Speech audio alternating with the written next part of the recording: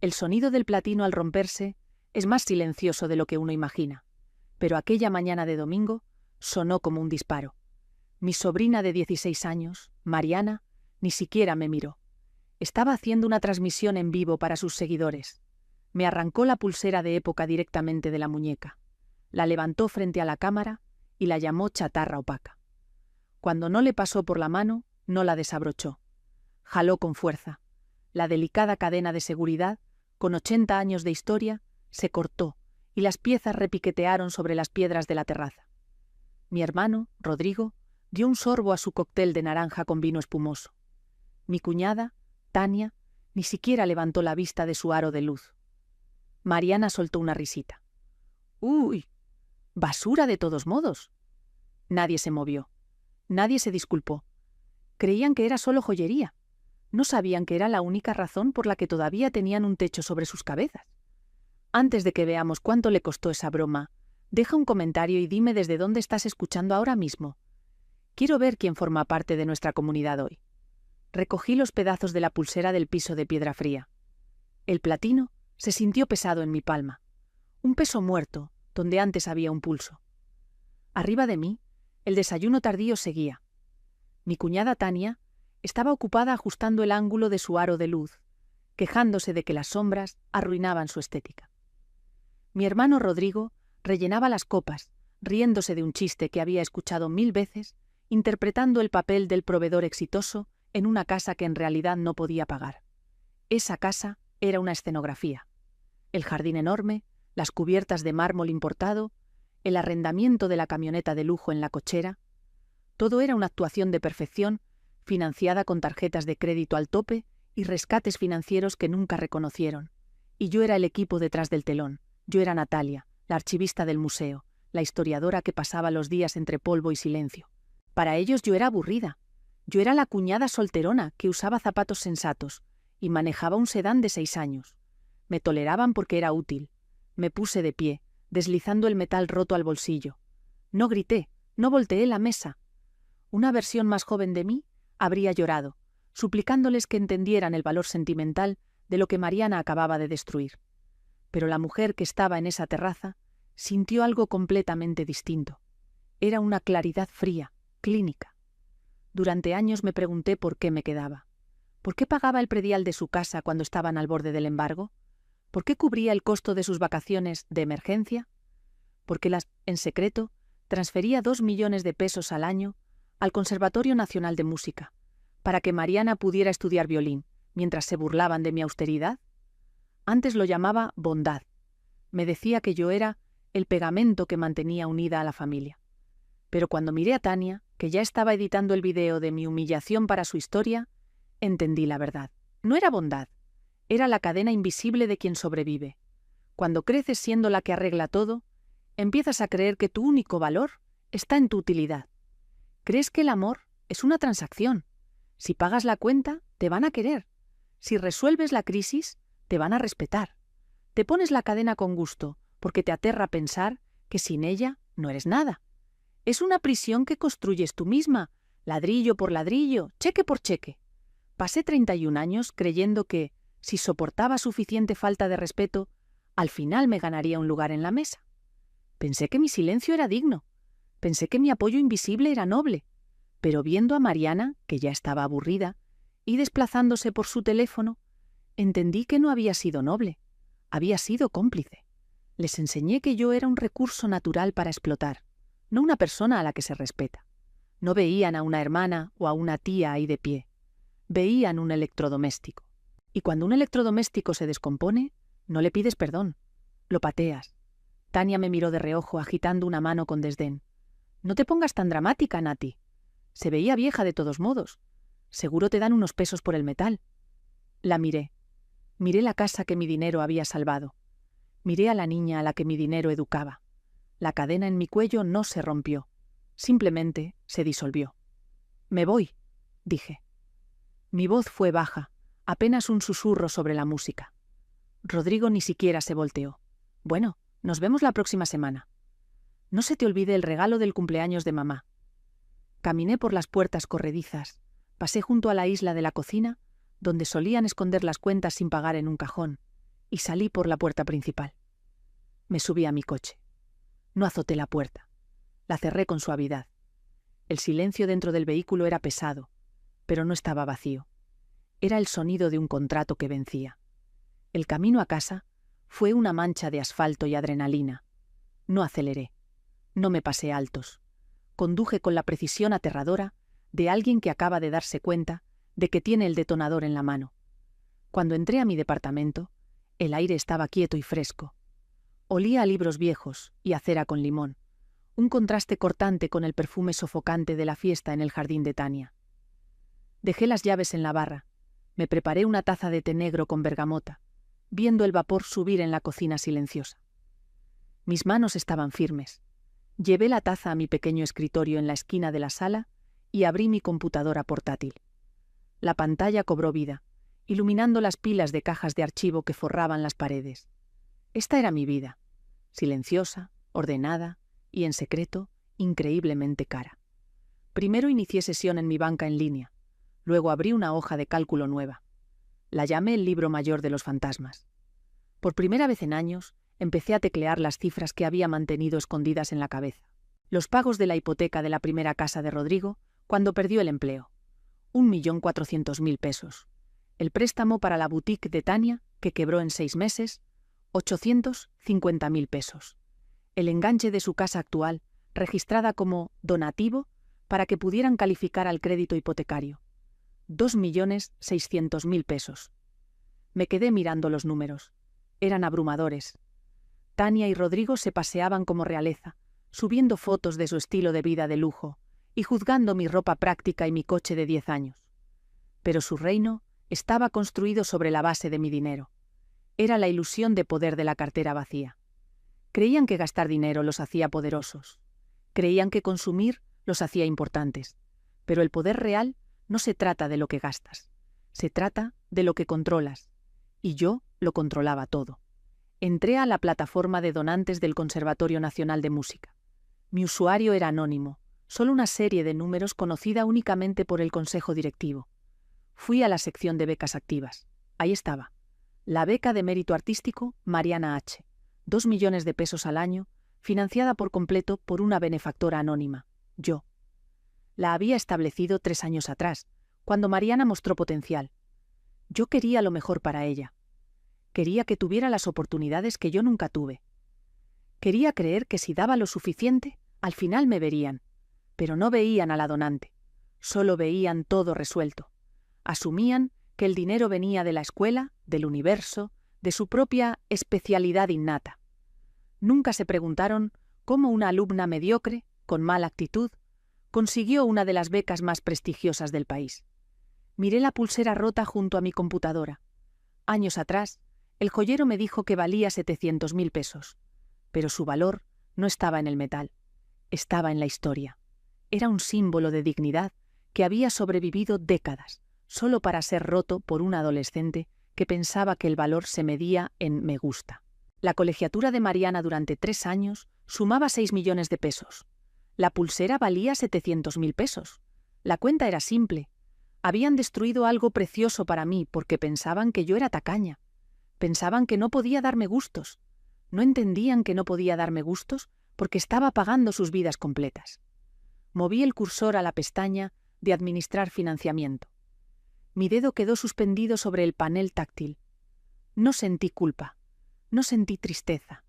Sentí el peso frío y duro de un balance que por fin se estaba poniendo en ceros. Hice clic en cancelar la transferencia recurrente. Apareció una ventana de confirmación. ¿Estás seguro de que desea revocar esta beca? Esta acción es inmediata y puede afectar la inscripción de la estudiante. Hice clic en sí. La pantalla se actualizó. Estado: inactiva. Financiamiento retirado. Me recargué en la silla y di un sorbo a mi té. Seguía caliente. El silencio del departamento ya no se sentía solitario. Se sentía caro. Era el sonido de 6 millones de pesos, quedándose justo donde debían. La ruptura ocurrió a las 9 de la mañana del lunes. Sonó mi teléfono. Era Tania. Me quedé mirando su nombre en la pantalla, con una extraña sensación de desapego. Tania nunca me llamaba en lunes. Los lunes eran para planear su contenido en redes, contesté, manteniendo la voz neutra. Hola, Tania. Ni siquiera dijo hola. Nati, gracias a Dios contestaste. Tenemos una crisis. Acaban de llamar del conservatorio a Rodrigo. Dicen que el pago de la colegiatura de este semestre rebotó. Me recargué en mi silla, viendo una mota de polvo flotar en un rayo de sol. ¿Rebotó? Sí. Y no es solo extraño, es humillante. Ya estaba gritando con la voz chillona. Dijeron que se retiró la fuente de financiamiento. ¿Retirada? ¿Puedes creer la incompetencia? Mariana está en medio de ensayos. Si esto no se arregla hoy, la van a sacar del programa. Di un sorbo lento a mi café. Suena estresante.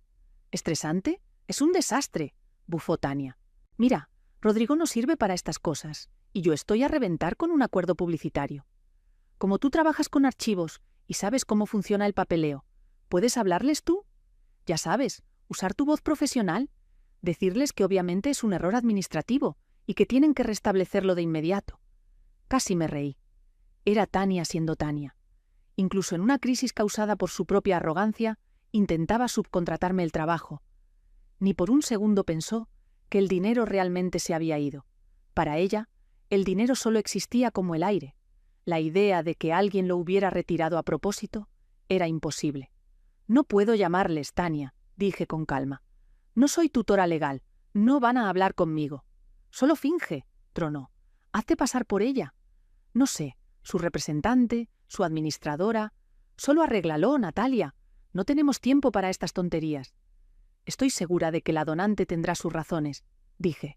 Mi voz era plana, sin el pánico que ella esperaba. ¿Razones? ¿Qué razones? Mariana es una prodigio. Esto es algún burócrata envidioso tratando de sabotearla. Seguro alguien vio su transmisión ayer y le dio envidia a su estilo de vida. La ironía era tan espesa que podía saborearla. Tenía razón. Era por la transmisión, pero no por envidia, sino por exposición. Había expuesto su crueldad a la única persona que importaba. No puedo ayudarte, Tania, dije. Van a tener que resolver esto ustedes. Colgué antes de que volviera a gritar. Puse el teléfono en silencio. El silencio que siguió no estaba vacío. Era pesado, con el conocimiento de lo que venía. Estaban a punto de estrellarse contra la pared de la realidad, y por primera vez en sus vidas, yo no iba a estar ahí para poner una almohada entre ellos y el golpe. La fase de negación duró exactamente 48 horas. Para el miércoles ya se había podrido en victimismo. Tania subió un video a sus historias en redes. Estaba llorando, con un filtro en blanco y negro para verse más trágica. «Chicos, ¿de verdad estoy temblando ahorita?», susurró a su teléfono. «Unos familiares celosos están tratando de sabotear el futuro de Mariana». Intervinieron la plataforma de becas. Es tristísimo que la gente no soporte ver a una niña brillar. Yo lo vi desde mi escritorio en el museo, sintiendo una mezcla rara de diversión y asco. No estaba pidiendo ayuda, estaba armando a su audiencia. Quería simpatía, no soluciones. Entonces vibró mi teléfono. Era Mariana. Tía Nati dice que no vas a arreglar la falla. En serio, necesito un arco nuevo para el concierto. Y como te estás poniendo rara, me lo debes. La pulsera era basura, pero la busqué. Y Cartier tiene una pulsera de la colección Amor que está increíble. Cómprame esa y quedamos a mano.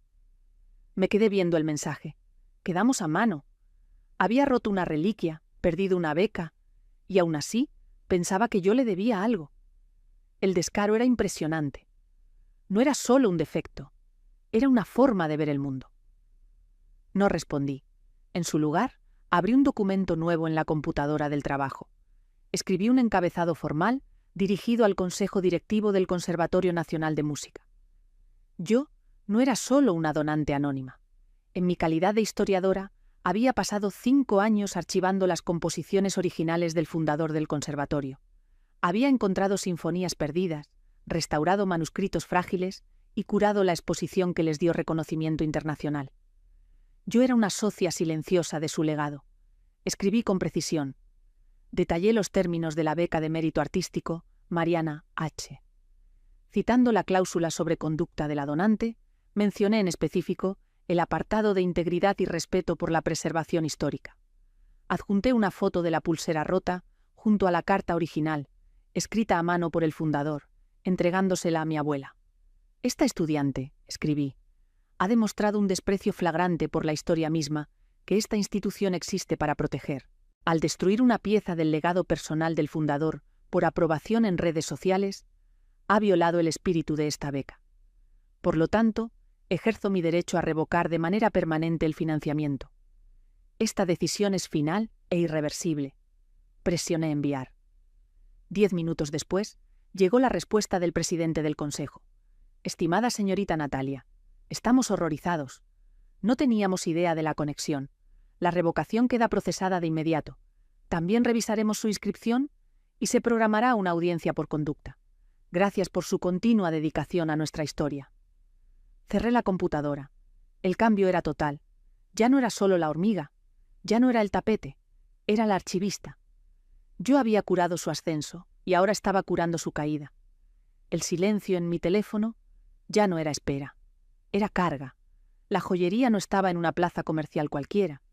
Estaba escondida en el centro histórico, detrás de una puerta pesada que zumbaba cuando presionabas el interfono. El aire adentro olía a pulidor de metal y concentración silenciosa. El señor Abernathy, un hombre que llevaba 60 años mirando al corazón de los diamantes, ajustó su lupa de joyero mientras yo colocaba las piezas rotas de la pulsera sobre una almohadilla de terciopelo. Platino, murmuró con voz áspera. Art Deco, de mediados de siglo. Trabajo excepcional. Ya no se ven broches así. Los hacían para durar toda la vida. Tomó la cadena de seguridad cortada con pinzas, girándola bajo la luz dura. Esto no fue desgaste, dijo, levantando la vista por encima de sus lentes. Esto fue violencia. Alguien jaló con mucha fuerza. Lo sé, dije. No respondió de inmediato. Levantó la banda principal, la que Mariana había llamado chatarra opaca, y la inclinó. Se detuvo. Entrecerró los ojos. Luego soltó una inhalación aguda, tan fuerte en el cuarto silencioso que yo me estremecí.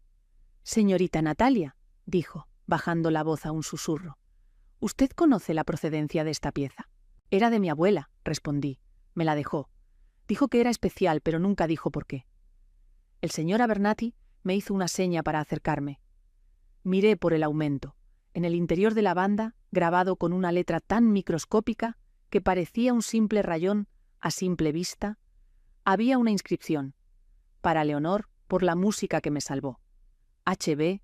1948. Se me heló la sangre. H.B. Héctor Villaseñor, el fundador del Conservatorio Nacional de Música, el hombre cuya estatua estaba en el patio donde Mariana soñaba con tocar, el hombre cuyas partituras originales yo había pasado los últimos 5 años restaurando en los archivos. Su abuela, dijo el señor Abernathy, suave, era Leonor Vázquez. No era solo una mecenas, fue su primera archivista. Cuando terminó la guerra, ella lo ayudó a sacar sus composiciones de Europa. Mandó hacer esto para ella. No es solo joyería, señorita Natalia. Esto es una reliquia. Esto pertenece a un museo. Me quedé mirando el metal roto. La ironía era sofocante. Mariana, en su búsqueda de fama y validación superficial, no solo había roto una pulsera. Había profanado una pieza de historia ligada directamente a la institución en la que estaba desesperada por estar. Decía vivir por la música, y aún así había partido el legado del hombre que construyó su mundo. Todo porque no brillaba lo suficiente para un video de moda. ¿Puede repararla?, pregunté. Mi voz estaba firme, aunque mi mente iba a toda velocidad. «Puedo», dijo el señor Abernathy, solemne. «Puedo fusionar el platino, pero la cicatriz se va a quedar. El metal tiene memoria». «Bien», dije, «deje la cicatriz». Salí de la tienda al sol cegador de la tarde. Me sentía más pesada, pero también más afilada. Antes de ese momento, mi decisión de retirar el financiamiento se sentía como justicia. Ahora se sentía como deber. Mariana no solo carecía de gratitud, carecía de la reverencia básica que exige ser artista. Era una vándala en el templo de la música. Saqué el teléfono. Tenía 12 llamadas perdidas de Rodrigo. Entró un mensaje de Tania. «Necesitamos hablar ya». No respondí. No necesitaba hablar. Yo tenía la verdad en el bolsillo. Y pesaba más que el platino. El giro no era que yo tuviera el dinero. El giro era que yo tenía la historia. Y la historia, lo sé mejor que nadie, tiene una forma de enterrar a quien no la respeta. El teléfono vibró otra vez. «Vamos para allá», sonreí. «Que vengan, yo estaba lista». La emboscada ocurrió a las 6 de la tarde del jueves. Yo estaba en la sala leyendo un libro de teoría musical, disfrutando el zumbido tranquilo de mi departamento ya liquidado. Entonces, un golpeo fuerte en la puerta reventó la paz. Miré por la mirilla. Eran Rodrigo, Tania y Mariana. Se veían desesperados. Rodrigo caminaba de un lado a otro. El maquillaje de Tania estaba corrido. Mariana se veía hosca, con los brazos cruzados, claramente arrastrada a la fuerza. Abrí la puerta. No los invité a pasar. Me quedé en el umbral, bloqueándoles el camino. ¿Puedo ayudarles? ¡Ayúdanos!, explotó Rodrigo empujándome para meterse a la sala. Natalia, ¿estás loca? Nos llegó una carta del conservatorio. Nos dan 48 horas para pagar 2 millones de pesos o expulsan a Mariana. Tania iba detrás, con la voz temblorosa. Dijeron que la donante retiró el financiamiento por violaciones éticas. ¿Violaciones éticas? ¿Puedes creer el descaro? Necesitamos ese dinero, Nati. Tienes que prestárnoslo, solo hasta que le caiga a Rodrigo su próxima comisión. Mariana se dejó caer en mi sofá sin pedir permiso, aventando sus zapatos sobre mi tapete limpio. Es muy injusto, murmuró. Yo ni hice nada. Los observé. El pánico, el derecho automático, la falta total de conciencia. Todavía creían que esto era una negociación. Todavía creían que yo era la red de seguridad. No puedo prestarles el dinero, dije en voz baja. Claro que puedes, gritó Rodrigo. Tienes ahorros. Vives como monja. Somos familia, Natalia. No puedes dejar que el futuro de Mariana se destruya por un error administrativo. No fue un error administrativo, dije. Caminé al escritorio. Tomé una sola hoja. La confirmación impresa del retiro. Se la extendí a Rodrigo. ¿Qué es esto?, espetó arrebatándomela. Lee la línea de firma, dije. Escaneó el documento. Sus ojos se detuvieron al final. Se le fue el color del rostro. Me miró y luego volvió al papel. Firma de la donante. Natalia Vázquez. ¿Tú?, susurró Tania. Yo fui la donante durante 3 años, dije. 6 millones de pesos, pagados de forma trimestral, anónimos. ¿Pero por qué?, balbuceó Rodrigo. ¿Por qué no nos dijiste? Porque quería que Mariana triunfara por mérito propio, dije. Y porque sabía que si ustedes sabían que el dinero venía de mí, no lo iban a respetar. Lo iban a tratar como todo lo que les doy, esperado, desechable, como si se les debiera. Tania se dejó caer en el brazo del sofá. Pero tú... Lo cancelaste. Por la pulsera, y no solo por la pulsera, dije. Por la falta de respeto, por el derecho automático. Porque se quedaron ahí parados, viendo cómo su hija destruía algo precioso para mí, por aprobación en Internet, y ni siquiera le dijeron que se disculpara. Mariana alzó la vista, entrecerrando los ojos. Era solo una pulsera vieja, tía Nati. ¡Ay, ya supéralo! No era solo una pulsera, dije. Mi voz cortó el cuarto como un bisturí. Fue un regalo de Héctor Villaseñor. El nombre se quedó suspendido en el aire. Incluso Mariana, con su atención limitada, conocía ese nombre. Estaba grabado en letras doradas sobre la entrada de su escuela.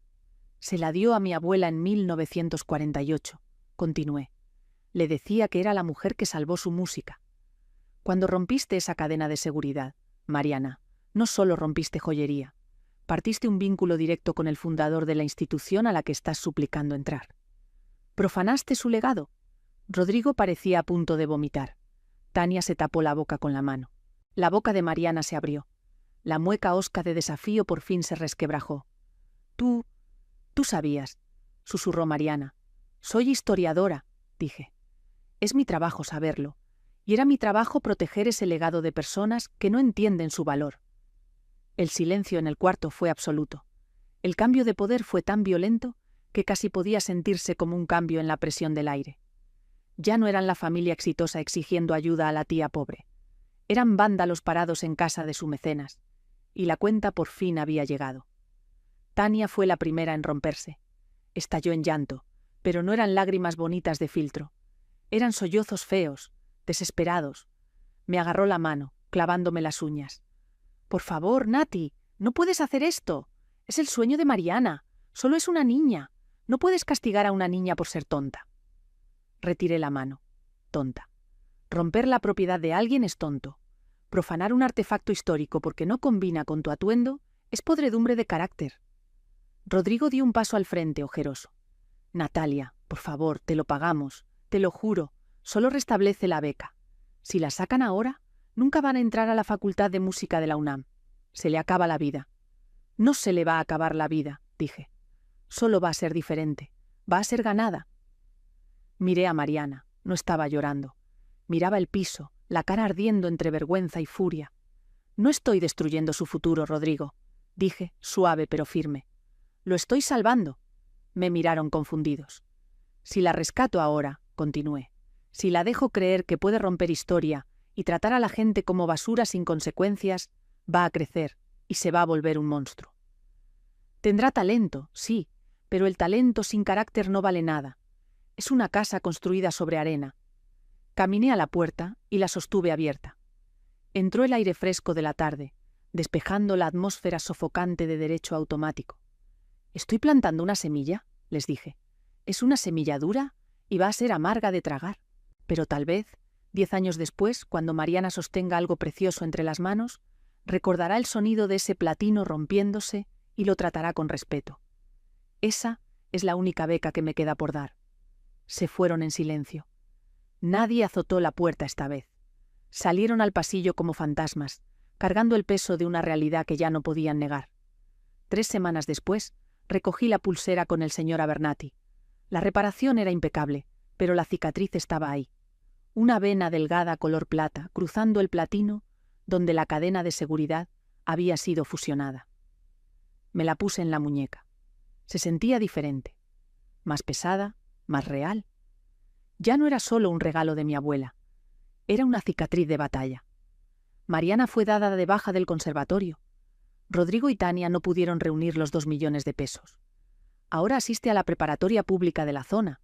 Supe por una amiga en común que vendió su arco caro para pagar la reparación de la pantalla de su propio teléfono cuando se le cayó. Es un comienzo. Me senté en la sala mientras se metía el sol, la luz dorada cayendo sobre las pilas de cajas de archivo. Mi teléfono estaba en silencio. La cuenta del banco estaba llena. La cadena invisible había desaparecido. Ya no era la tía que pagaba todo, solo era Natalia. Y por primera vez en mi vida, el silencio no estaba esperando permiso. Era paz. Si alguna vez tuviste que cortar una mano que te estaba lastimando solo para salvar tu propia paz, comparte esta historia. Nunca sabes quién necesita permiso para por fin decir ya basta.